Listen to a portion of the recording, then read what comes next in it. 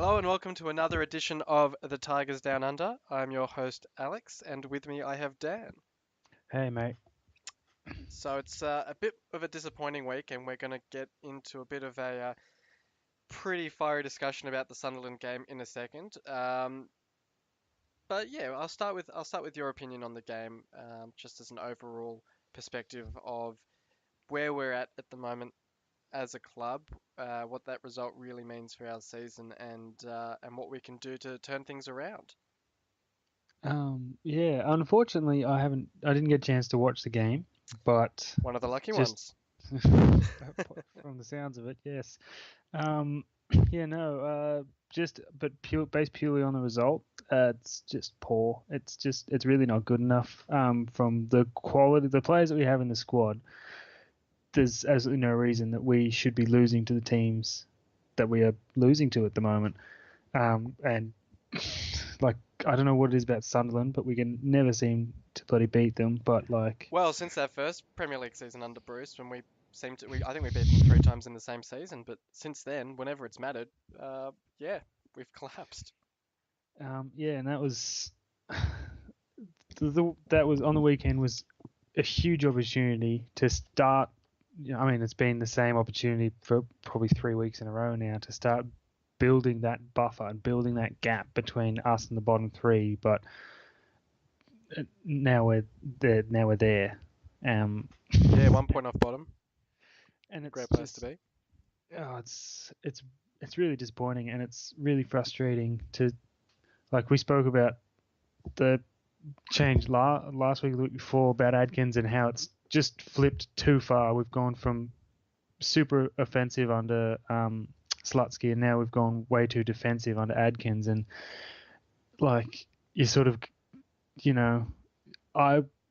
At this stage, you're going. I would have much rather stuck with Slutsky. At least, we were scoring goals, and at least you could see a way out of a game if even if you went behind. But at the moment, like it just doesn't look like we're offering anything up front anymore. We've sacrificed so much up the top end of the pitch just to in an effort to solidify our backline, but it still isn't enough anyway. So like you may as well just go back to throwing the kitchen sink at them. I just, what is the plan? What are we trying to get out of this season? If the owners want to piss money against a wall, which they've done by sacking Slutsky and bringing Adkins in, then go the full measure and actually bring in some players to try and turn the season around. If they want to penny pinch, save their money, pocket all of the promotion money, of the parachute money that they seem to be doing, and a lot of people think they're doing, why just leave Slutsky in the job and he'd be doing at least as well as Adkins? I think. I can't. I know we were regressing towards the end under Slutsky, but we were still scoring goals. We were still looking like potentially winning matches, even if we threw away a lot of our leads. But we would be in no worse a position, I can't imagine, under Slutsky than we are under Adkins. I can't see us have been, he wouldn't have cut us adrift at the bottom of the table.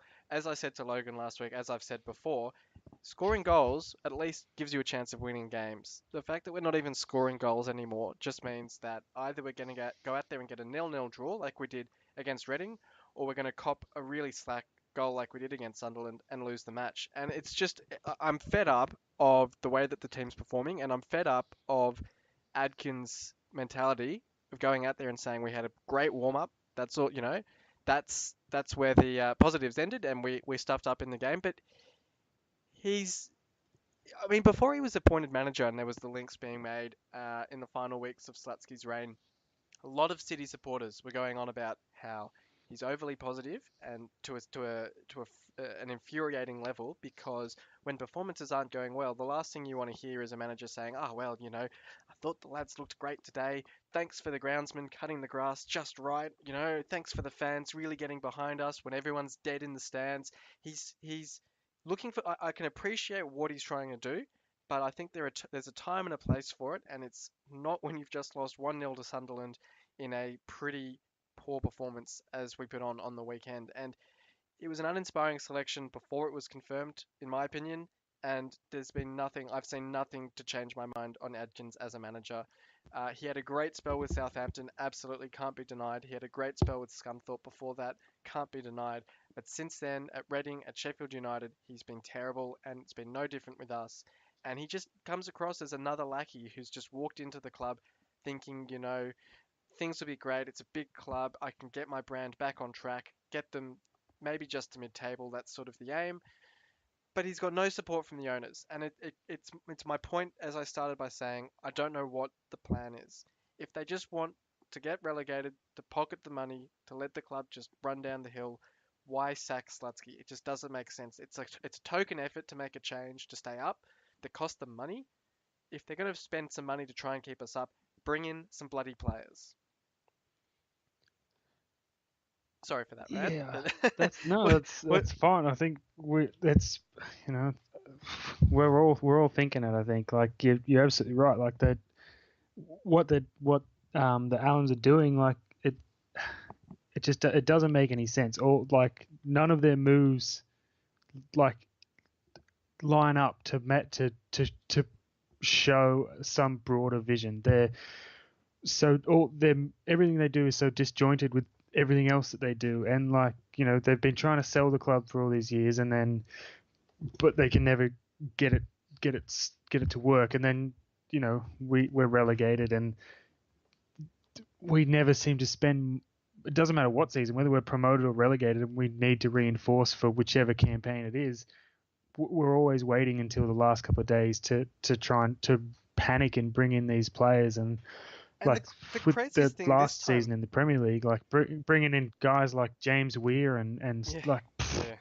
that's The that was what, the what craziest do you thing do? this time as well is that, What are they doing? well, deadline day, we've got the bloody Hall of Fame dinner on. So either the owners aren't going to be at the Hall of Fame dinner, which I suspect is probably going to be in the best interests of most people, not to have them there at the 1904 Hall of Fame dinner. But what were they thinking planning Or the? we're not doing any deals on. Well, yeah, I think I saw one joke which was basically that they're going to go out and get all of the Hall of Fame inductees to sign a contract to run out the next Sunday or Saturday. So well, I mean, look, to be honest, at sad to this say they stage, might not do that. They might not do a bad job. no, I don't know if you saw during the week, Ian Ashby was asked on Twitter if he would ever consider having a role at the club in a coaching capacity, and he said that he absolutely loved the club, but that it just wouldn't happen in the current climate. And obviously, there's bad blood with Ehab for one reason or another. But he's just the sort of guy that you would absolutely love to have back as an assistant manager or even as manager one day. Um, it's just he's one of those guys that absolutely loves the club. Same as Nick Barmby, really. They're both those sorts of characters where they've grown up basically playing football at the club. Ashby, the only player I think in the history of English football to captain a club through all four divisions. Um, and it's just disappointing that those sorts of players, that those historical figures in the club have been pushed to the side and shunned by the owners at this stage. Yeah, that's always a bad sign when you've got not only this huge disconnect that is evident between the club's hierarchy and the fans, but also between the club and players, present and former. Like Well, yes, it's like it, it's Myler and Hernandez. something's yeah, something's got to give, and I certainly know I know what I hope it is that gives, but they for they are so stubborn and so frustrating to have as owners, and they when they came in they promised so much, and for a time they look like they might actually deliver, but it's been going downhill for longer than it was going uphill, I think. Yeah, it is at this stage. And just moving. Well, final thoughts on the game. Were there any? Um, I understand if you haven't watched the highlights. Is there any sort of positives that you could take out of a performance like that? Any sort of silver lining, I suppose? Um, I mean, from my point of view, I can only think that it's the real shock to the system that if we thought we could sort of just float above the relegation zone, this game absolutely confirmed that we can't. Yeah, I don't know if I can't take any positives against a game that you lose 1-0 against the bottom team in the division. It's just not good enough when and you've got it just blows my mind with with the players. I don't know what the lineup was like or anything. Didn't actually unfortunately didn't get a chance to look at the game on the weekend at all, but just based purely on the result, I can't take any positives from that. The only positive I could see is this, if we turn around next week and we go, the players go, we just lost to the bottom team, we just lost to the worst team in this division, and we need to be not doing that, and they actually start, they take that rocket and they start turning things around, but Well, we've got it we've got two shouldn't games be in at this quick point where succession. We've got two games in quick succession where we can prove that point, and we'll talk about them in a second. But just before we do, I thought it would be good to talk about our action, or I should say inaction, in the transfer market. And there was news overnight that Nigel Adkins was in attendance at the Aberdeen match to watch McKenna play. Is it McKenna?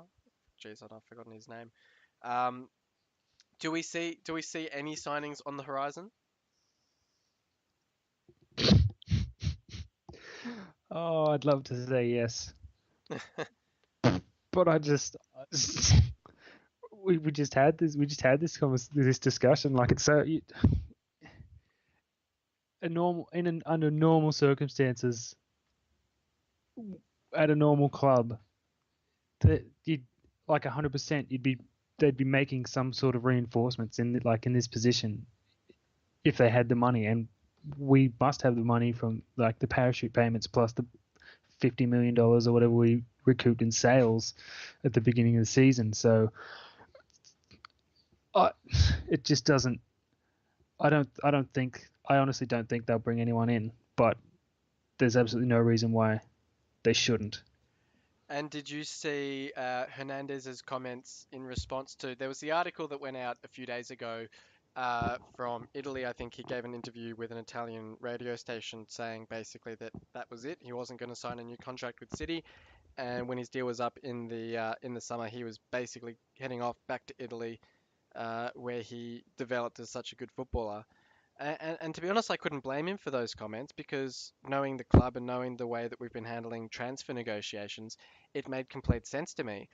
But clearly, a lot of people gave him a lot of stick for those comments because he's come out with a statement and basically apologized for them, said that he'll fight as hard as he can for the club on a return from injury, and that he would love to stay at the club, but that the transfer offer, the contract offer, just hasn't been good enough at this stage. And I can't say I'm too surprised by those comments. Yeah, it's I've been I was a fan. I was a fan of his acquisition, and I'm a fan of him as a player still. I think if he had not been injured, we'd be in a very different position this season.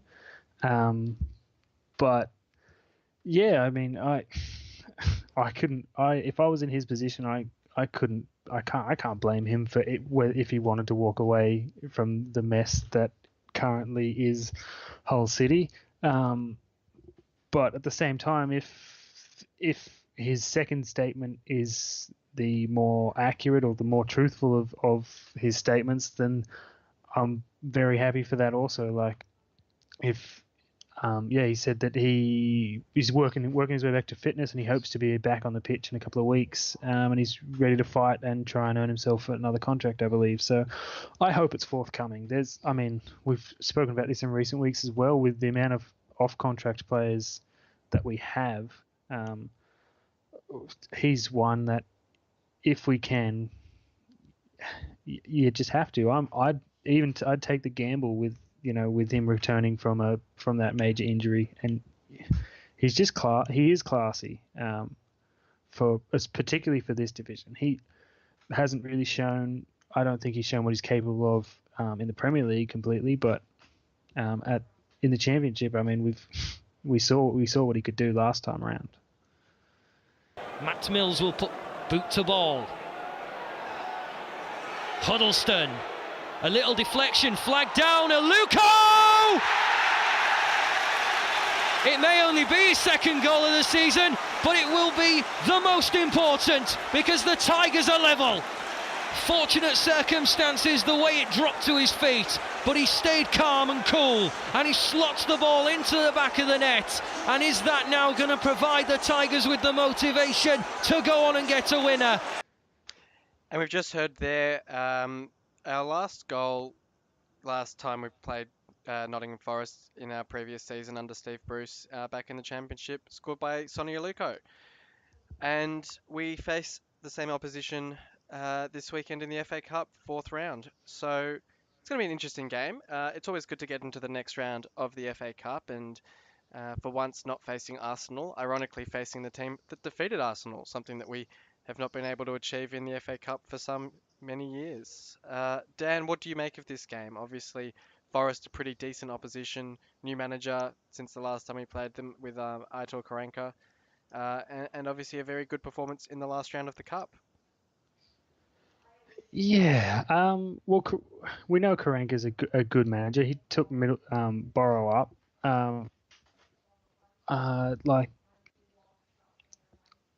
Yeah, I think it's going to be it'll be a tough game, but it's one that I think we really need to take it seriously, because at the moment, like, we need to be playing as many games as we can to at least try and build some semblance of confidence within this playing group.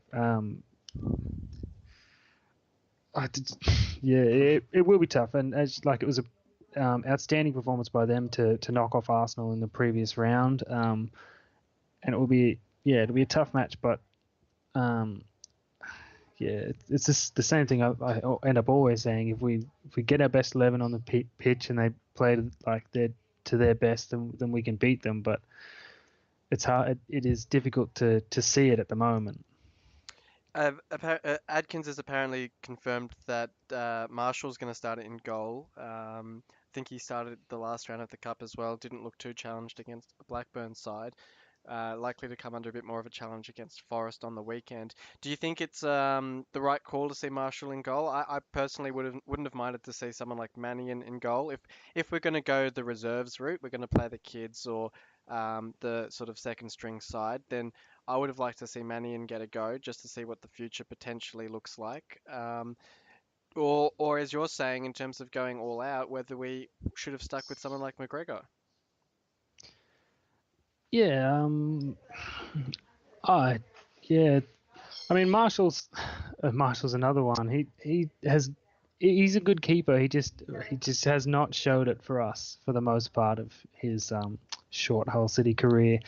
But I can completely understand what you're saying about maybe throwing young Will in there instead of in place of David. But I think it's just a little bit that he played the last round, and Adkins is just going to try and I don't know, maybe breed some confidence and some faith in some players, whether even if it is just in this, however short this cup run may be.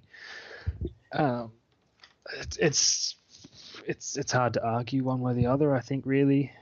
Forest sold out their allocation of, I think, about 3,600, and they're now bringing an additional 400 coming to the ground. 4,000 Forest fans is a pretty decent effort from them.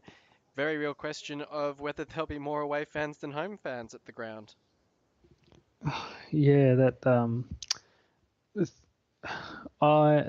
is another thing that would not surprise me. It would not surprise me if there are more Forest fans that turn up on the weekend than Tigers fans, and it will just be another sad indictment of the state of affairs at our club. And then I guess finally, score prediction. What are you expecting out of this game? Do you think we'll sort of... it's interesting, sometimes clubs can have completely different form in different competitions. Whether we can actually get a decent win in the Cup and perhaps breed a bit of confidence into our league form. Yeah, look, if we win, it's going to be tight, because I just can't at the moment. You just can't see. I just don't see where goals are coming from. But I I want us to win. I want to say that we'll win, but it's been the form like across the club, like it's just been so poor lately. Yeah.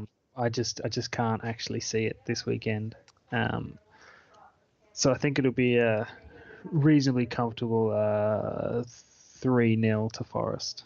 Yeah, they looked pretty comfortable the last time we played. I think their Everton loanee getting a hat trick in the game last time they came to the K-Cup earlier in the season. I think it was 3-2 in the end in that one. So uh, bit of a bit more of an entertaining fare when we had Slutsky as manager, but who knows what Adkins will manage to pull out. I guess we'll have to wait and see. But I can't look past a Forest win in that one as well.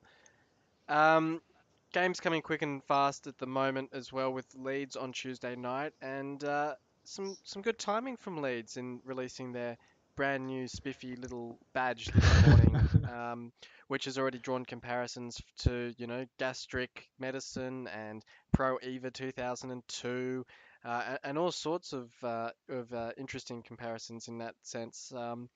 Interestingly, though, on a slightly more serious note, it was quite interesting to see that the main reason for them changing their badge was to quote, the old badge didn't tell people who we were, which I think might ring true for a lot of City supporters in terms of how they view our current badge. So at least credit to Leeds on the thinking in that sense, and also credit to them in terms of uh, interviewing or surveying quite a number of supporters to come up with it. However, final result, not too good. And it does sound as if they are already reconsidering the badge after so much backlash from social media. But we entertained them on the Tuesday night, moved for the FA Cup from this weekend, and it's a Leeds side who are actually in pretty terrible form. So not as one-sided potentially as you would expect, looking at where the two teams are in the table. Yeah, the badge is certainly interesting. I mean, as you say, at least the club tried to go about it the right way in their rebranding of that, but you know, rather contrasting to the way that our club has handled such matters. But yeah, it's yeah results. The end result was not the not the most charming little badge, I don't think. But yeah, in terms of the upcoming football, it's going to be another tough match just because how we're going at the moment. I think the best that we can hope, best we'll get out of this is a draw, I think, and it'll be a bore 0-0 sort of affair. Like I honestly just don't see goals at all at the moment. And I know we have players that are capable of scoring them. Like I know, like Bowen was house on fire this year, and he's been a revelation. And Campbell's been good when he's been fit, but it's just they've completely dried up since Adkins has taken charge, and It's remarkable how much Bowen's sort of regressed under Adkins. It's just something that can't be ignored, and I don't know why. Like how after whatever it is, 7 winless games in a row now, that like after that, surely by this point you've already started trying to make changes to the changes, or reverting back to the old system to just at least try and go, well, they've played that for most of the year. At least they were scoring goals then, because my changes haven't worked. But Well, why not just revert back to those sorts of changes, hope that we can get a goal or two up at halftime, and then revert back to the boring defensive football and win the game 2-0. I mean, obviously football isn't as simple as that, and players can't just change their mentality at the flick of a switch, but surely there's a better alternative than what we're experiencing at the moment. There's got to be. Perhaps it just requires a mind greater than Adkins to pull it to implement the required changes or something. Well, I don't know. I suspect at this rate we will be seeing a different mind trying to get us promoted out of League One next season. So I guess we'll see how things progress from there. Goals are quite common in in Leeds games at the moment, I should say. Millwall beating them 4-3 last time out. So, as I touched on before, not a great run of form for them. Also getting knocked out in the cup by Newport. So, really there for the taking if we did dare to actually go on the front foot and try and attack them. They have quite a few players missing through suspension and injury as well. So, a very threadbare Leeds squad potentially playing against us on the Tuesday. So. Look, if I put on my rose tinted glasses or my amber and black tinted glasses and I really sort of try and look for a few reasons why we can win this game, there are some. And of course, it being a Yorkshire derby will always sort of hopefully get the blood pumping a little bit in the supporters and the players. So I suppose from my point of view, optimistically thinking about it, I could potentially see a 1-0 or a 2-1 sort of win. Um, Look, at this stage, I think I'd probably even take a 1-1 draw just to see a goal scored. Yeah, if we score a goal, I'll probably be happy whatever happens because it's been a bit light at that end of the field lately.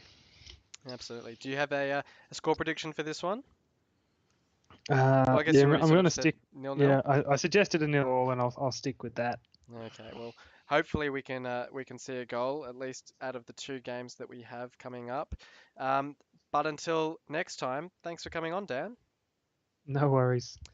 Thanks for everyone listening in. Hopefully we can progress in the cup, get 3 points against Leeds, and this time next week, all will be forgiven. Few signings coming in as well wouldn't hurt things either. But thanks everyone for listening in, and we'll catch you next time. Come on, City! You've been listening to the official Hull City Australia podcast. For more discussion, join us on Facebook in the Hull City AFC Australian Supporters Group, or follow us on Twitter at Hull City AFC Oz. The music was created by Amber and Black.